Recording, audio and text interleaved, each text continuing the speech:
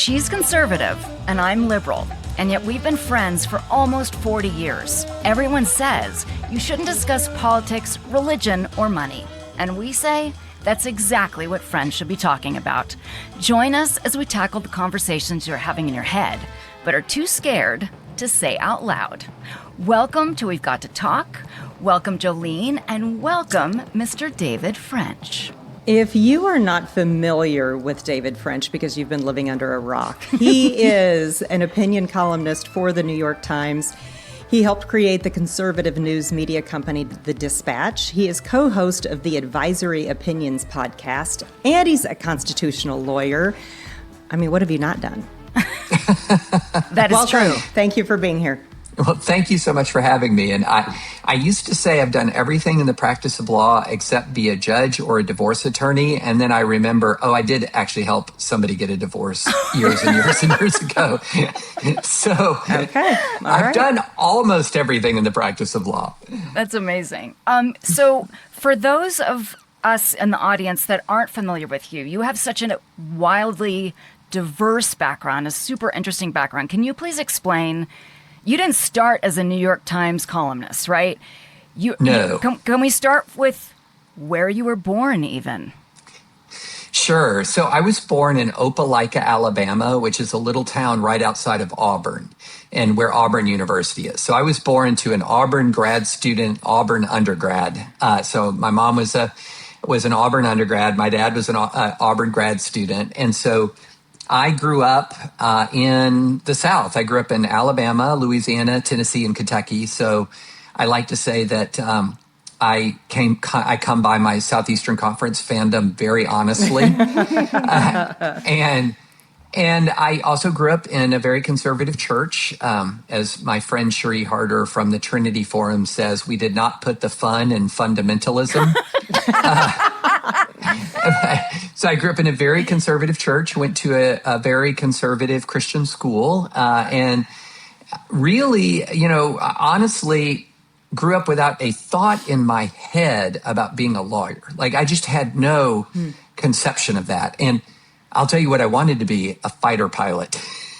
Wow. And for a very sophisticated reason. I'd seen the original Top Gun, and it looked really, looked really cool. Like, who wouldn't want to do that? And okay. But I just it didn't work out. My eyes weren't good enough for it. Like, it just didn't work out. So I'm getting towards the end of my college career with a political science degree from a small college in the South, and I didn't have really a plan. So I did what generations of young Americans have done who have no plan. We went to law school.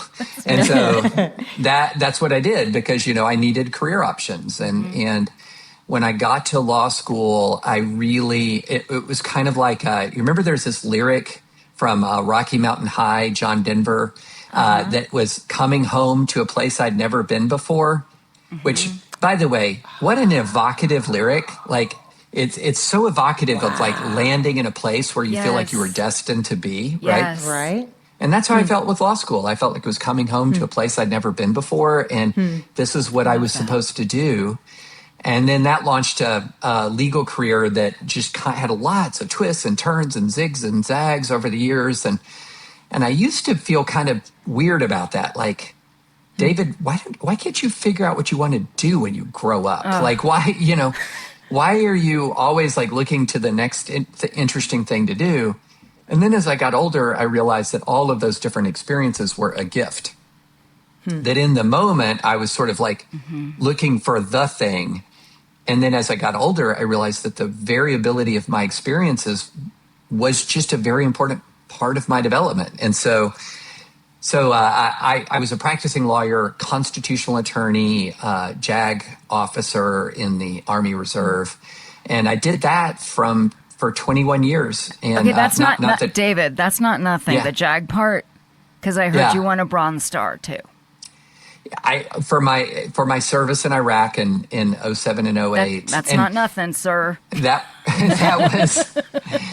was I wasn't an Army attorney for 21 years. I did that for 8 years sandwiched in that. And I joined later in life. I actually went to officer basic training at Fort Lee in Virginia when I was 37 years old.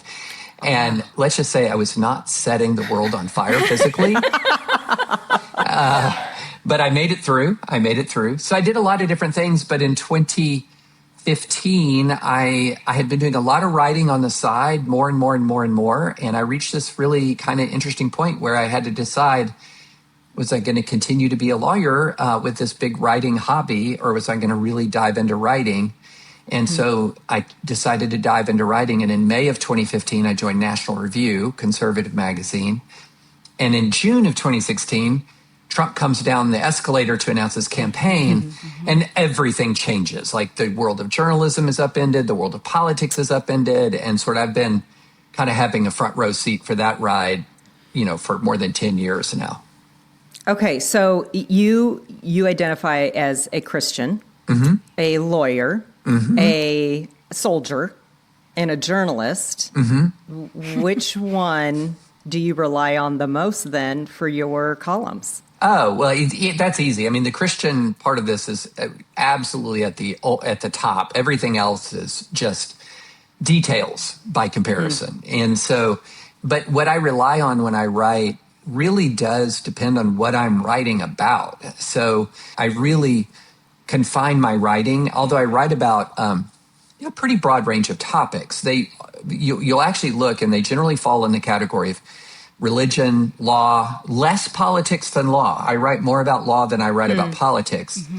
And religion, law, and then armed conflict, war. And the sad reality is that right now in this moment in American history, a lot of our conflicts and a lot of our fights are around religion. They're around law.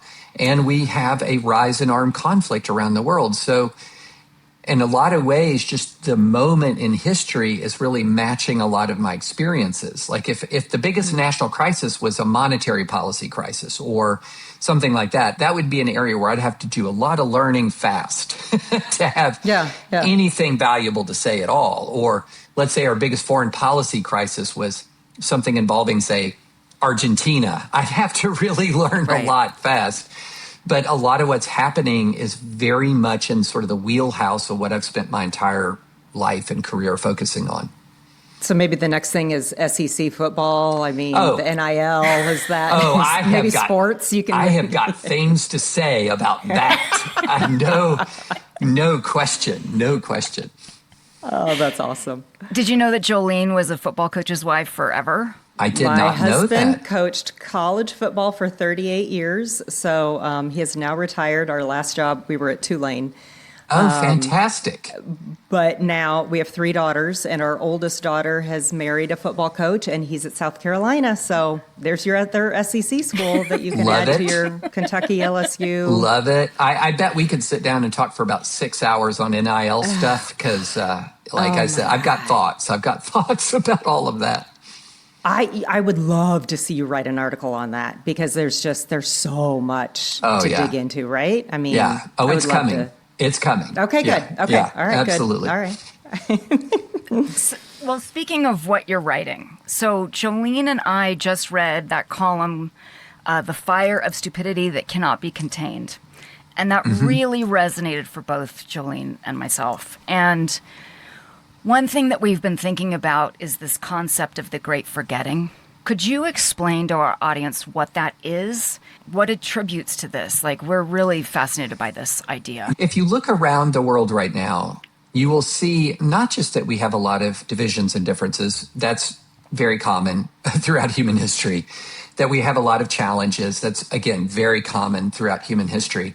But one thing that is very striking to me is how much we are flirting with many major mistakes that were made in the relatively recent past. So we're not talking about ancient history here. So, for example, if you're talking about economically at home, we're debating tariffs again, as if that wasn't something in the relatively recent past that we had been through and realized that the perils and the dangers. Or we're dealing with sort of revival in the executive branch of something that looks a lot like the spoils system, that is something of hiring and firing of civil servants that is very much like something from America's past that we turned away from because it had huge problems. You'll get again and again, you're seeing about 34% of young people express favorable opinions of communism. Communism, okay? Then you have a growing movement on sort of part of the young right that's flirting with fascism and actually even Hitler apologetics. Mm-hmm. And then over all of it, you have a rise in anti-Semitism. Again, this is something America was never perfect on, but we've long been a haven for the Jewish people. And yet we're seeing a rise in hate crimes in this country against, Jewish Americans. It's shocking. Mm-hmm. And then as if all of that weren't enough, we've got a land war in Europe. We don't have recent experience there as that being horrific, And then, of course, just kind of, it's a day ending in Y, so we have massive turmoil in the Middle East. So you go through each one of these things, and if you look at it from any sort of historical perspective, you would say, why are you doing this again? Yeah. It's one thing to be discontent with the obvious imperfections of American democracy. I mean, I am the last person to say that, man, we got a utopia over here. No. But it's not just that people are discontent with the results of democracy, which is, that's a perennial problem in democracies. It's that we're turning to things that have been so recently discredited and as an alternative. And that is, so it's not as if we're saying for all too many people that democracy isn't working well. We need to really roll up our sleeves and focus on reform. It's much more like, for some people, democracy isn't working well. Oh, I see a little fascism over there looking kind of cute. God. Or there's some communism. Oh, that could be idealistic, whatever. Or you're looking at national competition.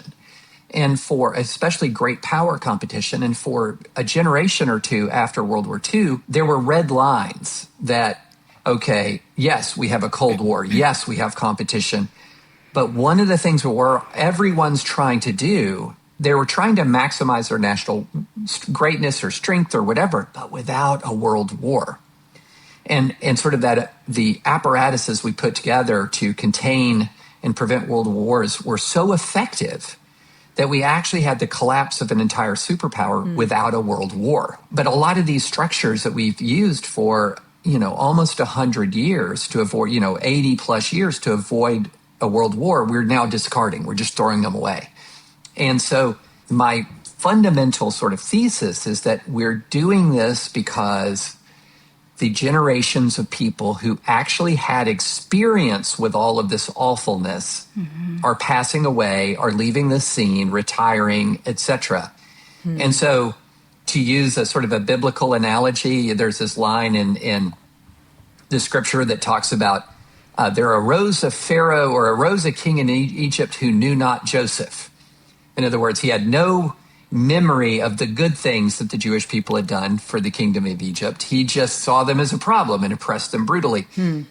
Well, there arose a generation of leaders who knew not world wars. There arose a generation of leaders who knew not about any number of things. And for a lot of us, education isn't filling the gap where experience is ending. And so that's what I call the great forgetting. We're flirting with a lot of movements, ideas, and actions that have been recently discredited because the people doing the flirting have no personal experience with the consequences. I wonder, and I've not heard this yet, but as you were talking, I was thinking, are we going to see some pushback from the right saying, oh, but remember, y'all made us take down the statues and the street signs and, all of the things that maybe we're not proud about in our past as Americans, but they reminded us of, our past. I think what you're seeing in these battles over history. We have huge fights over history in this country. Not as much as we, when the anti-critical race theory wave kind of crested, you really had a lot of these fights at school boards, all across the country. But they never really go away. But here's what bothers me about all of those fights. They're 95% of the time, it's about one side saying this version of history communicates a truth about America that I really want to see communicated. And another side is saying, no, it's this version of history. Because what ultimately to both combatants in the culture war, and I want to be very clear, I'm talking about combatants in the culture war, not all Americans, because not all Americans want any piece of this, right? But amongst the combatants in the culture war, history isn't an end, it's a means. In other words, so they will use history as a weapon in the war, but you can only use history as a weapon in a culture war if it's been sort of twisted and distorted to fit your frame, right? And so what I say is the discipline of history is both a means and an end. And, the end of the discipline of history is very simple. It's knowledge, it's understanding, it's wisdom. It's not victory. The objective of studying history isn't winning a battle, it's expanding your mind, right? And so, that is an end in and of itself, just that knowledge. And then from that knowledge, you can develop wisdom. But if you don't have the knowledge, wisdom becomes much more difficult. But instead, what sort of the fight over history is, it's not over accumulating knowledge, it's rather about achieving an outcome. And the outcome is more of my side and less of your side. And so that's why the history battles, on the one hand, you might think, oh, wow, look at that. Lots of people interested in history. And you think, that's great. No. They're not interested in history except for what it can do for them. And so the tearing down of the statues is, again, that's a part of the battle over history that's not necessarily designed to increase understanding, but to create an ideological outcome. And the conversely, when you have things like, right in the neighboring county, the Moms for Liberty group wanted to get rid of the book Ruby Bridges Goes to School from the elementary school curriculum, not because it was inaccurate. It was Ruby Bridges' firsthand account of desegregating schools in Louisiana, but because they didn't like the accurate way it portrayed some Southern whites in that book. And so in both of those circumstances, you've got people who are wanting to shape present understandings of the past in a way that isn't necessarily accurate for the sake of achieving a present ideological outcome. David, I think we're all actually exactly the same age. I think we graduated from high school in 87. Is that possible? 87, class of 87. Right oh, on, yeah. right on. Absolutely. Yeah, okay. So I was thinking about we probably went to the same concerts. Probably. Yeah. Exactly. Absolutely. And so when we were coming up, we had direct contact with, we had experienced, we would possibly meet World War II veterans or Vietnam veterans or Holocaust survivors. It was a really tangible thing that we all, whether we learned it in history or met someone, it was there. We didn't have social media. We just had our own personal experience and what we read. So it's making me think, now we're the grown-ups. And I feel like maybe we haven't done the best job. Between being the grown-ups and social media and all of that, and people shaping the narratives, I know as the liberal and my people, the whole woke movement, we are really famous, I feel like, as humans, that we swing one way and then we swing the other way, and going to the middle doesn't mean you're moderate. To me, I want a place where we can all just take a deep breath and be like, hold on. Can we have a party of reasonable people? That's what I would like, right? So I'm how do we solve this, David? Well, let me go on a quick tangent. And, please. Well, this is actually part of the solving. So I think there's different kinds of moderation. And so when you hear the word moderate, you often think somebody who's in the middle ideologically, which is a valid definition of moderate, somebody who's maybe I'm 5 degrees center right, or I'm 10 degrees center left, or whatever, but you're in sort of that, what people used to call the great American middle. But there's another kind of moderate that I think is actually much more important than the ideological middle, because I don't think the ideological middle is always right. Abolitionists were not in the ideological middle before the Civil War. The civil rights movement was not in the ideological middle, okay? Now, it did ultimately bring in the ideological middle as one of the reasons why it was able to win and be successful. But there's another concept that I think is much better, and that's temperamental moderation. In other words, I am not a moderate when it comes to free speech. I'm very much committed to a big view of free speech in this country. I do not like cancel culture. I do not like state censorship. But when I argue about this, when I debate this, I'm very open to listening to alternative ideas. I'm not going to be cruel to people on the other side. I'm going to treat them, I'm not going to view them as my enemy simply because they disagree with me on the limits of free speech jurisprudence. That's what I'm talking about when I mean like temperamental moderation. In other words, you're open. You're willing to hear other people. You're willing to give them the benefit of the doubt. You're not going to misattribute bad motives to them. And that is what's missing in our discourse more than the ideological middle. It's that temperamental middle, people who are able to talk to each other across large differences and retain close relationships, just like you guys are doing as a right and left oriented podcast. And so this is the missing link in our discourse. And one of the reasons why it is missing is that ideological extremists often think that they can't accomplish their objectives without temperamental extremism as well. And it's actually often the reverse of the truth, that in many ways you can actually get a lot done ideologically if you can meet people where they are temperamentally, if that makes sense. And so Absolutely. What do we do to achieve a solution? It's not telling people you need to change your underlying worldview. That's their core identity. That's who they are, right?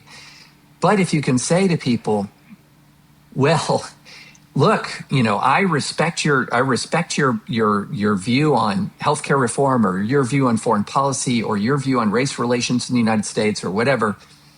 Let's reason together about it. Let's talk about it. And a lot of extremists, they hate that. They call it the politics of respectability.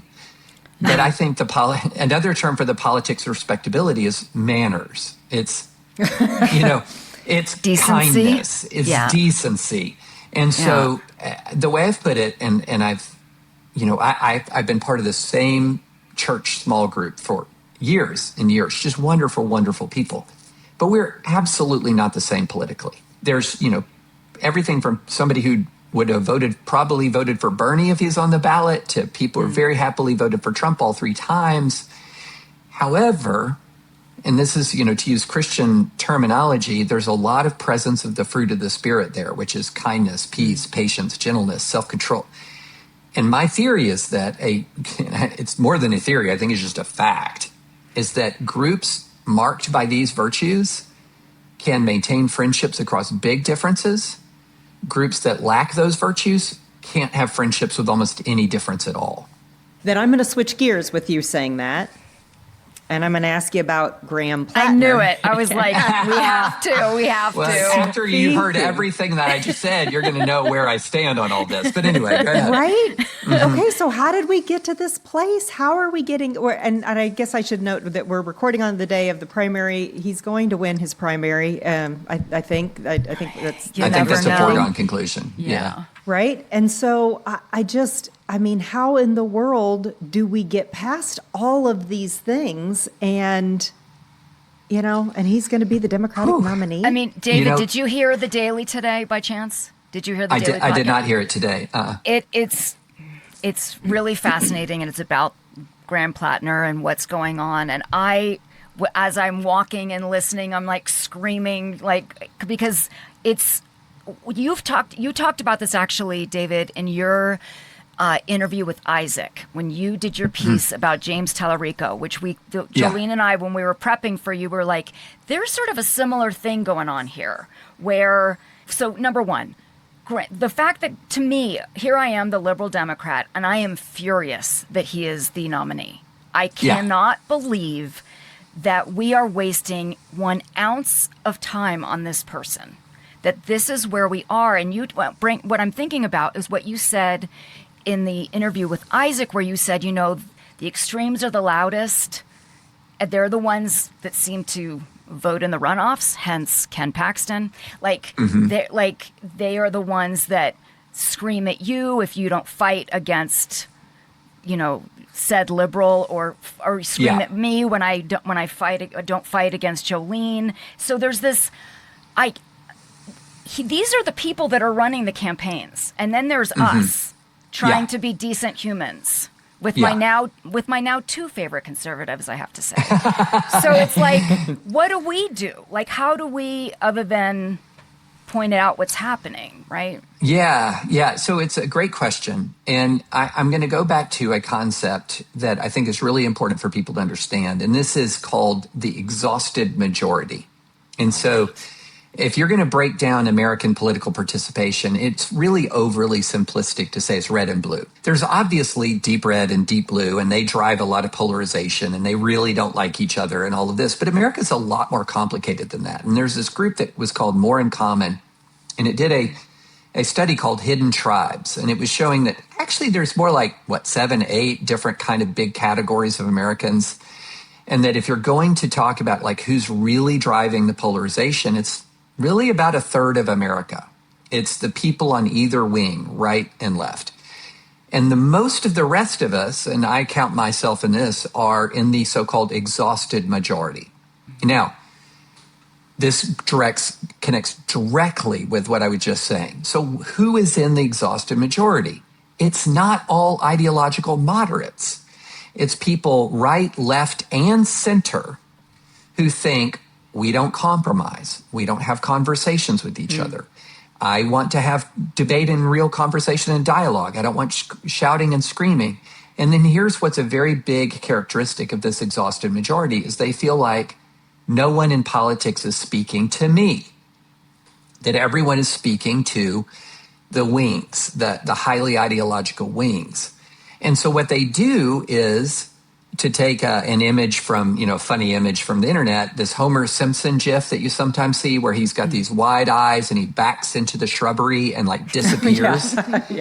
That's the exhausted majority. And so most of us then don't give to political campaigns. We don't vote in primaries. I use 2 numbers to talk about this problem. If you're going to look at Trump's successful run in 2024, there are 2 numbers that really stand out. One is 17 million, and the other one is like 77 or 78 million. 17 million is the number of people who voted for him in the primary. 77 or 78 million is the number of people who voted for him in the general election. Look at that gulf. That's massive. Massive. So it's a really small minority of Americans who are shaping everything. And then once they select their candidate, who is often the meanest, toughest son of a bitch, on their side of the aisle, then they go, what are you going to do? Vote for the Democrat? Or what are you going to do? Vote for the Republican? So, there's really 2 problems here. One is the parties have been captured by fringes. And then the other one is that the majority, rather than asserting its will, is passively being led around by the nose by these minorities. And that's how you get a Graham. It's one of the ways you get a Graham Plattner, is that this was a guy selected by the far more left edge of the party, and which part of it, and there's a phrase that it's kind of gone out of fashion, but you heard it a lot in the rise of Bernie, called the quote unquote dirtbag left, where it's people who are just pugilistic, punitive, punch you in the face, call you a racist, call you a sexist, call you anything they wanted to call you to achieve their ends. And, that kind of terminology has sort of fallen out of fashion, and there's been a lot more emphasis on sort of MAGA extremism, but that's an extremist wing that's out there. and they love them some Graham Plattner. They love Graham Plattner. And here's what's really dangerous about it. Let's suppose Graham Plattner wins. This to me is our bad place. We're going to be in the bad place if James Tallarico loses and Graham Plattner wins. Mm-hmm. And the cry across Democratic consultant circles will be, no more Tallaricos, we need more Plattners. Mm-hmm.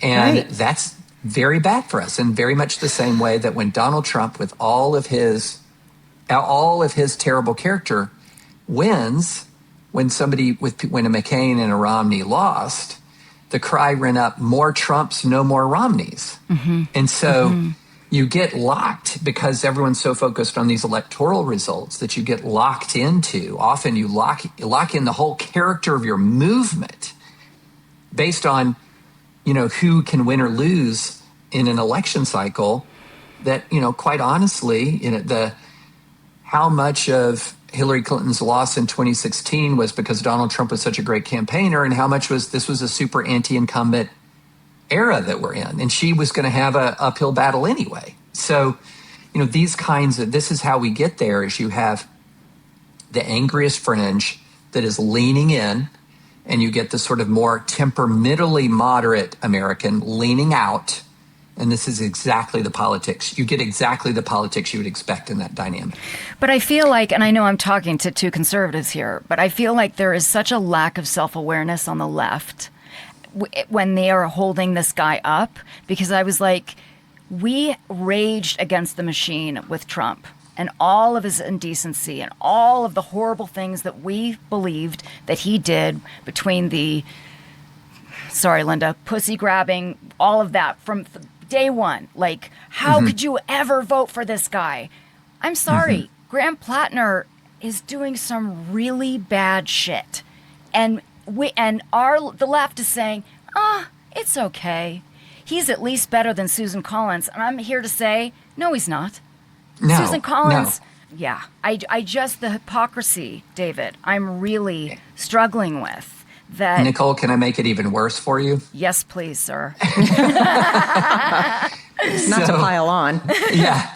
So I've been a never Trumper since early 2016. So I have been at the receiving end of a decade's worth of argumentation, insults, and anger from MAGA, furious at me as a conservative for not supporting Trump. Okay. And the arguments I'm getting from the left after I wrote an article and have tweeted about Graham Plattner are the same arguments. Yes. God. The same. I'm like, look in the mirror, everybody. Yeah. So on the one hand, you get some of the people, like I just read an email from somebody who told me I need to go kill myself for opposing Graham Plattner. Oh my God. Well, I've had a single decade of like threats, intimidation, harassment for not supporting Trump. So here you have this harassment for saying, hey, I think he's not a good guy. And why don't you go kill yourself? Well, that's not going to persuade me that he's good for America if that's like the people who are coming out of the woodwork.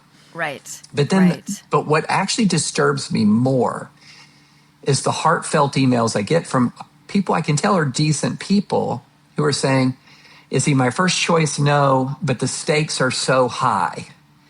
That's exactly what I heard from my friends in 2016. Absolutely. Right. And so, and these are people, and here's what I would say to my Democratic friends who are tempted by this stance. And I understand the temptation. I do. I'm not scorning it.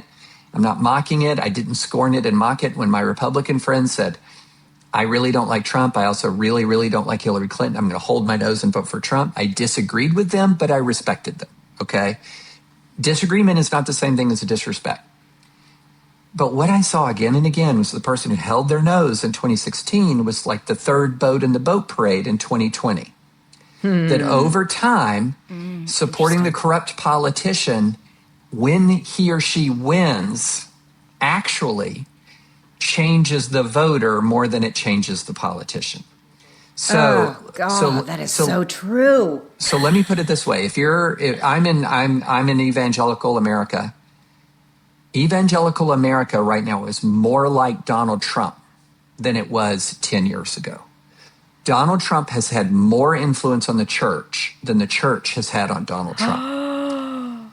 And that And I'm warning my Democratic friends, if Plattner wins, now he's only a senator, he's not a president. Two things are going to happen. One, the cry will go up, get me more Graham Plattners, and you will see more people acting like Graham Plattner.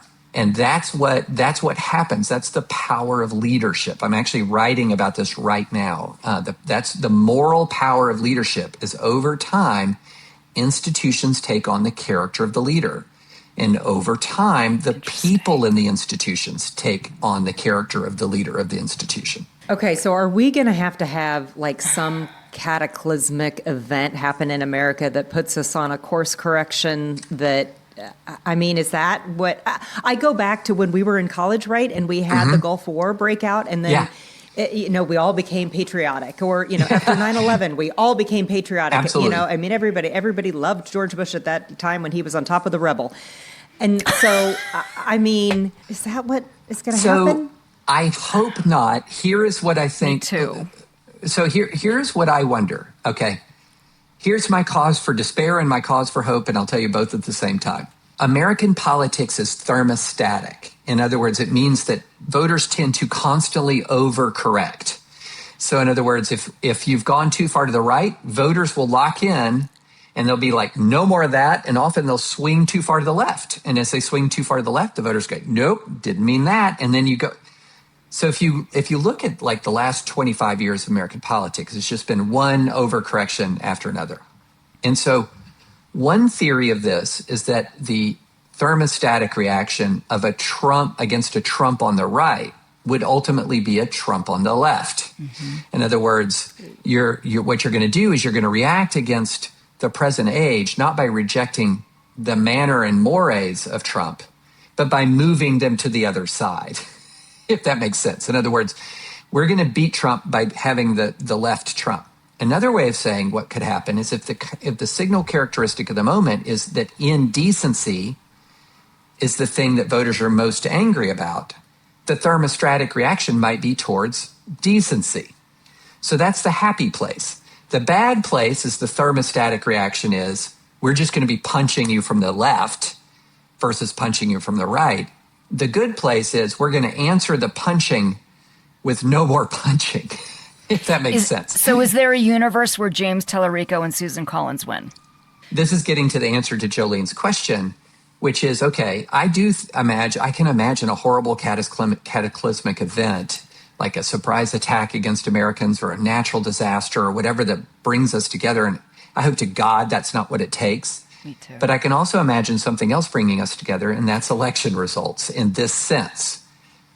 If Tallarico wins and Plattner loses, think about this. On the Republican side, it's going to tell them, hey, look, we won with a corrupt guy in Trump. That magic does not translate. The model going forward, because Ken Paxton is a mini-me of Donald Trump. He covers up an avalanche or an ocean of corruption and cruelty and infidelity. He covers that all up by being the toughest, meanest SOB in the room against the left. And so that's a mini-me of Trump. Trump has covered up all of it's all out in the open, but he has gotten his followers to overlook it because he's so vicious against his political opponents. And so Paxton's the mini version of that. Well, if he loses, what that means is that even in the state of freaking Texas, that sort of pugilistic, cruel, mean, corrupt MAGA doesn't translate past Donald Trump.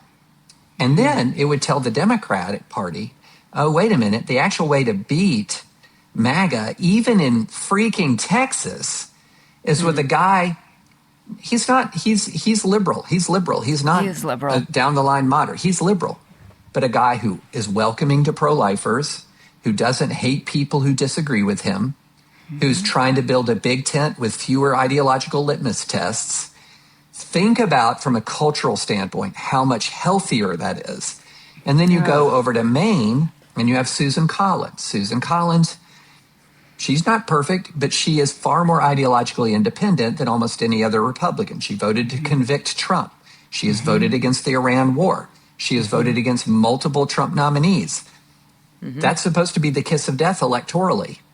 having some independence. Well, if she wins being independent in a bluish state and Plattner loses being an ass, then what we have is, a moment where the message is sent in both directions, that the day of the asshole is over. God. And wow. And that's, and it's a super unpopular position in a place like Twitter, but I actually think in the real world that could be a transformative moment and message. I think, and we've talked about this as we talk about Gavin Newsom. I said, I feel like Gavin Newsom is just the Democratic version of Trump. He tries to sound like Trump. He's trying to punch back like Trump. I think people are going to be so sick of Trump in the next 2 years. I don't think Gavin's going to win. Well, and I mean, Gavin is, he's popular in California, but California is not popular in most of the rest of the country. It's another way of thinking about it. And so it is going to be very difficult for us right now in June of 2026 to predict who's going to be the best Democratic standard bearer until we see these midterm results. And and I think if you do see sort of like and maybe the hill is just too high for Tallarico to climb in Texas, but if you do see more sort of Tallarico-style Democrats, and again, the reason why I keep going back to him is that I think he's a persuasive figure to other Democrats because he's not asking other Democrats to change their beliefs to attract new voters. He's asking other Democrats to be kind to other people to attract new voters.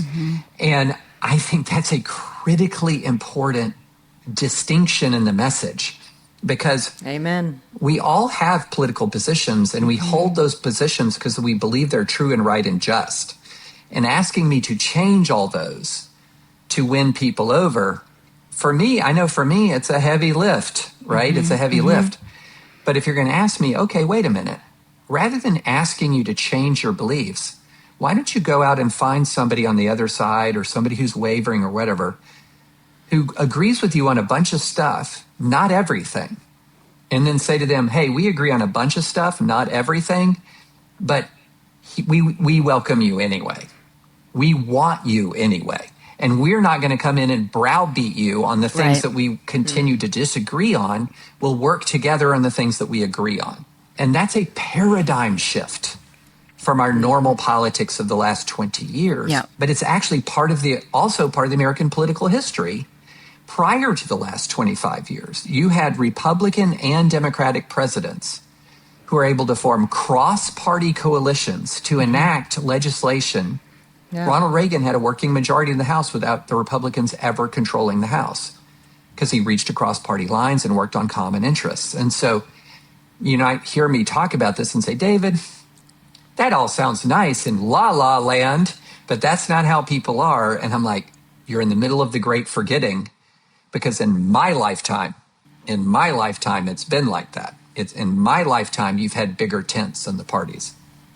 Well, we even find it in our podcast that as we've grown in the last year and a half, like we usually at the top of each episode, if we're not interviewing someone or talking about something light like abortion or guns or something. All the fun stuff. All the stuff. Cheery, yeah. Right. But the first thing that Jolene and I usually do is what are the things that we can agree on? And it sets the tone in a different way to start talking to each other in a way of just being human. And it's really, at least I'm going to say the social media extremes, they are so rattled by it. They don't know what to do because they want us to fight each other because that's what we've all been fed for the last 10 years, I guess, with social media. Like you said, we don't have to agree on everything, but we can start to communicate with each other. And it just sets a different sort of tone to be able to work together. Absolutely. No one would ever accuse me until the very recent past, and I'm talking like very recently. No one would have ever accused me of ideological moderation. I was definitely conservative. Right. Now, and I'm still very conservative, but not the brand of conservatism that's in fashion. I'm not a populist in any way, shape, or form. I have always deeply disliked populism, in part because I grew up in the South. if you're going to say, what is the historic ideology of the American South? It's populist. And I have seen all the corruption, all the culty hero worship. I've seen it all. And populism is one of the reasons why the South for generations was a much more economically backward. It was much more, we all know the racial history of the South. Populism is poison. And so I've never been a populist, ever. But I've always been conservative. And the thing that when I was growing up conservative, I would always look at my friends who are on the more to my left, and there would always be points of agreement. We would always have points of agreement. And the way I formed friendships and have maintained, friendships with people like to the left of Bernie for 35, 40 years is that we focus on areas of agreement. And then when we have areas of disagreement, at no point does either one of us or anybody in that circle ever have the view that my friend doesn't like me anymore, or that my friend is going to hate me because of my sincerely held convictions. And so we have to relearn that skill. And I'm reminded, and I wrote about this recently about friendship. I was writing about friendship in the TV show Hacks on HBO, which is just hilarious. But so there's this intergenerational, cross-ideological, cross-class friendship that's the heart of this story. And I was remembering something that the late pastor Tim Keller told me all the way back, and I think it was 2006. He said, I am noticing that the young people in my church cannot disagree anymore and remain friends. Yeah. That for years and years, they could disagree about politics, they could disagree about theology, and sometimes they enjoyed it. They loved each other. And when they talked across these divides, they would both learn from each other. It gave them greater understanding. It was a feature, not a bug, right? And then he said, now it's changing. They cannot abide the disagreement. The disagreement is basically being seen as a proof of bad character. So that, like, if you're pro-life and you meet somebody pro-choice, you're like, well, you obviously have a bad character. If you're pro-choice and you meet somebody who's pro-life, you say, well, you're obviously a bad person. Right. Yep. And so that is creating an enormous amount of unfortunate division in this country. Because, look, think if you just pause and think about it for 5 seconds, think how arrogant I would have to be to believe that disagreeing with me means you have bad character. I mean, I'm not God. Like, I'm wrong all the time. So if you go back 10 years ago to where I was kind of in denial in my view about the state of race relations in America, was I a bad person then? And I'm a better person now? Well, hopefully in some ways, I'm always trying to be a better person. But my mistaken view didn't make me a terrible person. Right. But hopefully, the part of my character that really matters, hopefully, is am I open to the truth, right?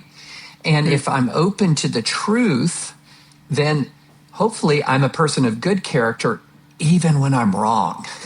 Right. And that means because I'm correctable, I can learn, all of these things. And it's just incredibly sad that we're starting to view people who disagree with us as just terrible people. Why? Not because they've been cruel to us or mean or lied or anything like that, but because they disagreed. And that's where we are in this country, and it's a very scary place to be. Well, we were talking about this before. Like, it's sort of that sitting in that discomfort. No one wants to be uncomfortable anymore. And if you hold up a mirror, oh, wait a minute. Are you telling me I'm wrong? Wait. Like, and your whole world starts to crumble. You're like, nope, I'm right. Bye-bye. Like, you don't get to be part of my narrative. Like, it's just too much. I know that I like to blame social media a lot, but it's the algorithms, like, they're feeding the narrative. And, David, I deal with all the social media stuff. And so I'll be the one, like, taking a deep old breath and, like, how do I meet this person with kindness when they're not being kind at all? Sometimes the kindest thing is to just ignore them, right? Sometimes it is. And sometimes holding up the mirror, there are times when they're like, oh, I'm so sorry, I was drinking too much wine, or I'm so sorry, I didn't know you were human. that stuff is real too. It's absolutely. David, do you think Trump will finish out his 4 years naturally? That's a really good question. I mean, look, I do think so. Although nobody should be surprised if he doesn't. I mean, he's either about to be 80 or just turning 80. And, I mean, as we saw, people can decline slowly and then suddenly, and, who knows? So it's total speculation, but you just have to assume, yeah, he will. Yeah, he will. I do not think he'll be impeached or convicted. So in other words, I don't think he'll be expelled from office. The only question I would have is, would he, resign because of health reasons, whatever. That's an open question, but complete speculation, totally unqualified to make that assessment. To me, the answer I feel more confident about than will Trump finish out his term is, will MAGA endure without a Donald Trump? Yeah. And the answer to that for me is, I would be shocked if it did. Me too. That MAGA depends on a very unique person, a very unique personality. Trump is not he's not a formula you can replicate. And I think American politics would be pretty better off if we stopped looking at individual leaders like just in my lifetime, a Reagan, a Clinton, an Obama, a Trump, as types of people that you can then put another person into that slot and say, see, here we go. And instead look at them as unique individuals with unique charisma and unique ability to draw people to them. And they're not a formula.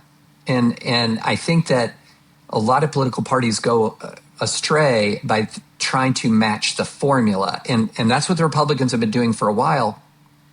And what we saw, especially in the midterms in, say, 2022 and 2018, when Donald Trump isn't on the ballot, the formula does not work. Right. Yep. Right. I mean, you would say that with Graham Plattner, too, with the central casting of him. They didn't actually go for him. They went for a type. And to me, that's why it doesn't work, because it's not authentic. They want authentic, and he's a total not authentic person.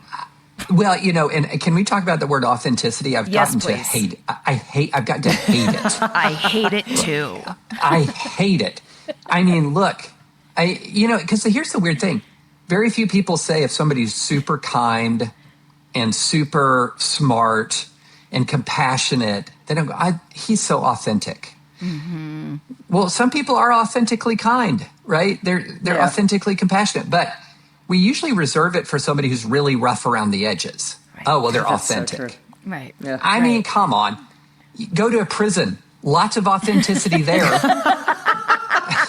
Not a lot of virtue, and so the goal is virtue, not authenticity. And the only reason that authenticity is adjacent to a virtue, it's not a virtue. It's a characteristic. But the only thing that makes it adjacent to a virtue is if, you're not deceiving people as to who you are, right? Yeah. So the best way of saying someone is authentic is that they genuinely are themselves. In dating, I would say the first few dates, especially with my wife, I was not very authentic. I was casting myself as better than I am, right? I was trying to put on a show that I'm better than I am. But, what we're doing now is something the reverse of that. It's like people are exaggerating I've heard the term vice signaling. They're often leaning into vice. They're leaning into pugilism. They're leaning into cruelty to be seen as authentic. Right. I don't know if this goes with this conversation, but I really want to know about what you think about the 60 Minutes shakeup. Boy, that is one where I feel like I just have none of the facts. Me too. I have been before. This is one of the areas where my experience, I think, as a longtime litigator really helps me in this moment. And one of the ways it helps me is by helping me keep my mouth shut when I don't know what's going on. Because one of the things that, I used to do a lot of litigation on behalf of large corporations, and there's reams of emails, countless personal conversations. There's all kinds of stuff that I just don't know. So then what you're reduced to is sort of saying, well, I trust Scott Pelley or I trust Barry Weiss by people who don't know Scott Pelley or Barry Weiss. Right. They just pop them in an ideological category. And they say, well, Scott Pelley, he represents the legacy media, so I either like or don't like that. And Barry Weiss represents sort of the independent, resurgent, more conservative media, and I either like or don't like that. And so I'm going to do all my categorizing on that basis. When, in his interview at the time, Scott referenced an email that he received that he didn't have in front of him and that he paraphrased. And I'm thinking, I want to see the email. Yeah. I don't want to paraphrase the email. I want to see the email. Yeah. And so this just happens again and again and again, which is there's a complicated dispute that we don't know all the facts about. And then we decide, though, who's lying or telling the truth based on our ideological sympathy and not based at all on independent knowledge. And that's how I feel about 60 Minutes. That's how I feel about CBS News. More generally, I don't know. I don't know. Or could you even lump in the late night talk shows into that too? Like, are people just not watching them anymore? So that's why they're off the air. They couldn't get the sponsorship. They couldn't get. And so is that, although that's probably not true with 60 Minutes, I think their ratings are up and all that, but are people just not getting their news that way anymore, and there needed to be a change? Well, there's a lot of it depends on profitability numbers we know nothing about. Right. Now, we have heard that 60 Minutes is high ratings and very profitable. In that circumstance, that makes you raise an eyebrow. Why would you shake up something with high ratings and very profitable? But again, I don't know for certain. I do know for sure that, late night ratings are a lot lower than they used to be, but so are broadcast ratings in general. So, but what do I know? Is the show profitable? Do they think it could make more money in a different format or whatever? These are things I don't know the answer to.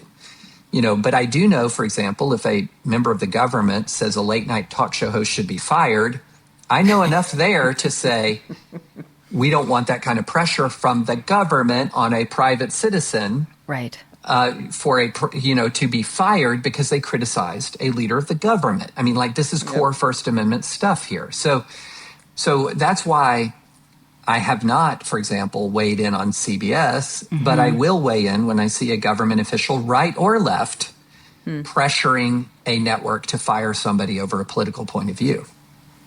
100%. David, will you finish the sentence?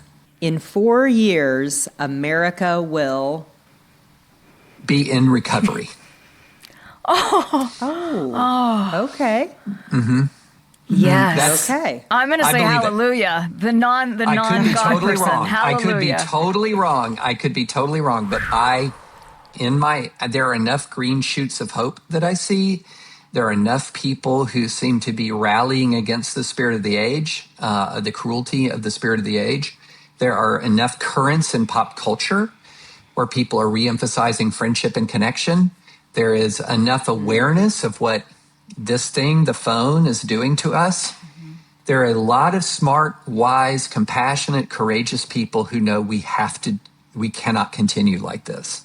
And the person I think who's most culturally responsible for the way in which we're ripping ourselves to shreds, and I don't put this all on Trump by any means, but I say of a whole universe of 300 plus million Americans, I think he's the most significant cultural force pushing us apart, and he'll be gone from the scene. He won't be there anymore. And we have seen the Republicans have a really hard time replicating all of that.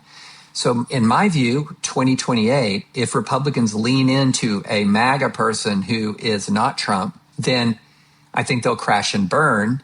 If they zag and they lean into a Republican who's not like Trump, in other words, he's not the MAGA caricature, but he's much more sort of like what you think of as the normie Republican, like my neighbors whom I know and love in Tennessee, you'll see healing, and you'll see some national healing as a result of that. And so I think in 4 years, America is in a state of recovery.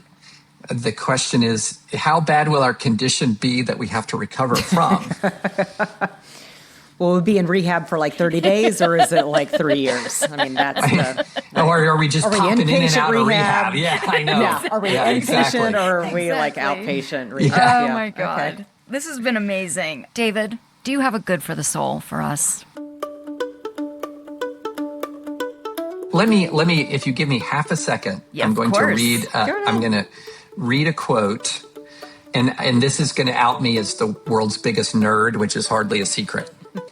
But when times are very dark, Yes. I think of this quote, and it's from Return of the King, and it's talking about, and if you remember, if you've read the books or saw the movie, you'll know about this moment.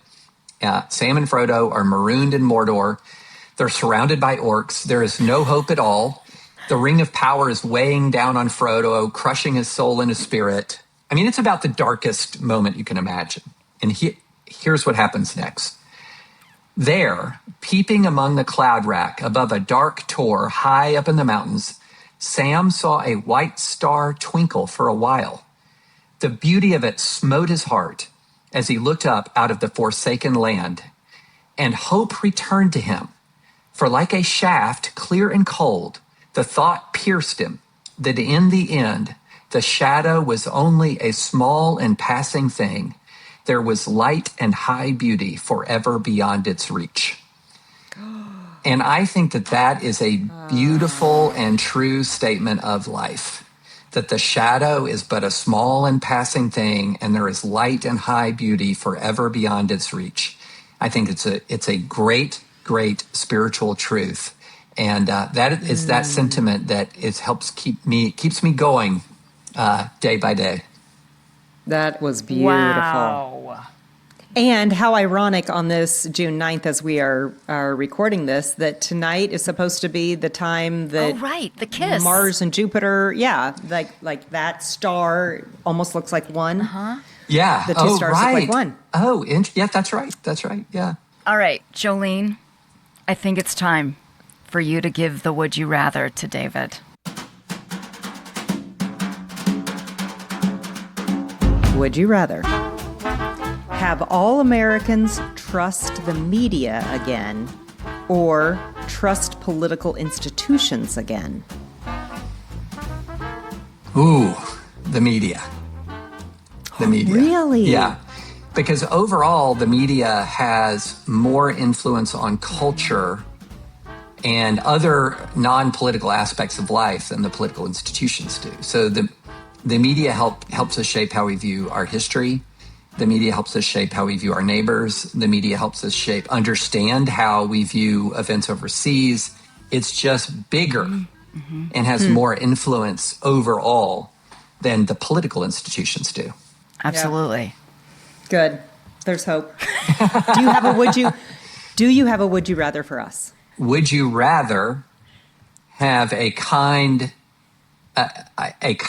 person of the opposing party who does not share your political views win an election in your state versus I'm not going to go all the way and say cruel and corrupt, but obviously deeply flawed individual who shares your policy priorities? I mean, for me, I'll go first, Nicole. Yeah. I felt like I made that choice when I voted for Trump. I mean, right? That really, when I voted for him the first time, it was because I knew that he had such an influence over the Supreme Court, and I was thinking bigger picture. Like I needed a Republican in there to help the Supreme Court, have, lean more right. And so I did. I gave up, but no, not anymore. I mean, I regret that now, right? I think it's an easier question to answer in theory than practice.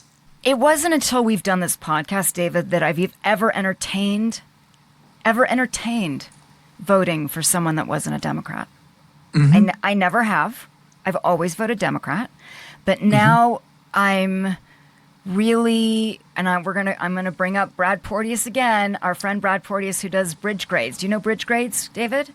No, I don't. Bridgegrades.org. He has created this platform where he takes data for each Congress, the Senate and the House, and he throws what they say and what they do, and the top half of the class get A's and B's, and they're the bridgers, and the bottom half get C's and F's, and they're the dividers.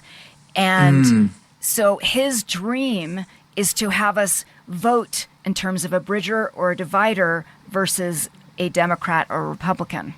And so that was interesting, super revolutionary to me to think about, wait, now doing all this work we've done and learning so much from Jolene, and hopefully she's learned some stuff from me too, but that Absolutely. I really want people that are kind-hearted, that want the best for each other. And if you have an R next to your name, okay, maybe, I don't know. Yeah. It will be my first time, but there's a first time for everything, so I don't know. Absolutely. I hear you. You know, if you were in Maine, how would you vote in November, Nicole? I would vote for Susan Collins. Yeah. If I was in Texas, I would vote for Tellerico. Yeah. Yeah, right. And I'm not too. pro-choice. I'm pro-life. Right. Yeah. Yeah. Well, yeah. Yeah. David, thank you so much. We have been so excited about this conversation, Oh my and we are gosh. so honored to have you on the So program. honored. And we read so much of your stuff and love watching your podcasts, and so we're just thrilled that you were with us today. Thank you so much. Well, thank you so much. It's been a real delight. Thank you. Thank you. Good. All right.